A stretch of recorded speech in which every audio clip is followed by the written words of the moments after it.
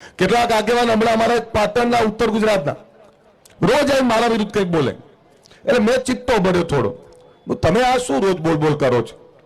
એટલે હું બોલ્યો એટલે એમને ખરાબ લાગ્યું. તો તમે મેં કઈ ભૂલ નથી કરી, કઈ એવું નથી કર્યું, તેમ છતાં રોજ તમે મારા માટે બોલો અને હું તમારા માટે થોડુંક બોલ્યો તો તમને દુઃખ થાય છે, તમને તકલીફ પડે છે. હું માણસ છું, એવું શું કર્યું છે મેં? શું આ સમાજના ધારાસભ્ય સંસદ સભ્યો નહીં મળ્યા? અત્યારે 35-40 થી વધારે ધારાસભ્ય સંસદ સભ્યો બન્યા છે, બેઠા છે. અમદાવાદમાં કોઈનું મકાન પડે તો ક્યાં ગયો અલ્પેશ ઠાકોર? કોઈની ભેંસ મરી જાય તો કે ક્યાં ગયો અલ્પેશ ઠાકોર? સાહેબ, મકાન પડી જાય એ પૂછવા નહીં આવતા કે મકાન મળ્યું કે ના મળ્યું. મકાન 150 લોકોને મકાન અપાઈ દીધા છે, 150 લોકોને મકાન અપાઈ દીધા છે. પણ એમને નાનું મકાન નથી જોતું, એમને સારા એરિયામાં મકાન ના જોતું હોય, એમને બંગલા જોતા હોય તો બંગલાની તાકાત નથી મારામાં. જે સરકારની ધારા ધોરણ છે અપાઈ દીધું છે, લેવું ના લેવું એમનો વિષય. પણ કોઈની ભેંસ મરી જાય તોય અલ્પેશ ઠાકોર ને તોય ઠાકોર છે ને.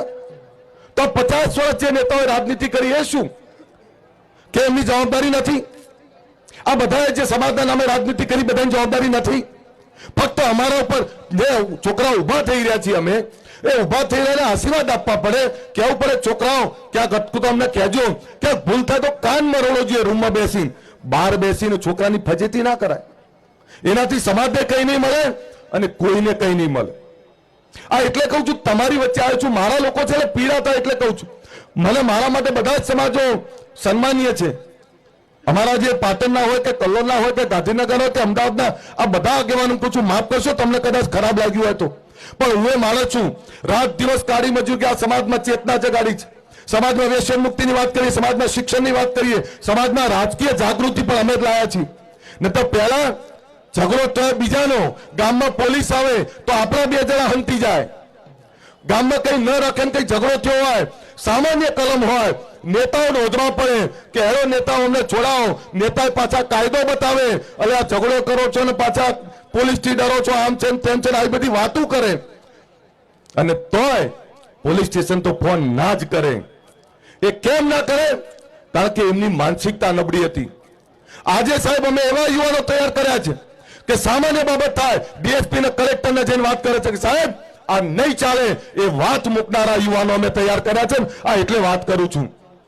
આજે ઠાકોરને કોઈએ નડવું હોય તો 100 વાર વિચાર કરવો પડે. મને એક રંજ રહે છે કે કાશ 25 વર્ષ પહેલા ઠાકોર સેના બની હોત તો આ અમદાવાદ ને ગાંધીનગરના ઠાકોરોની 50,000 કરોડની જગ્યાઓ બચી ગઈ હોત.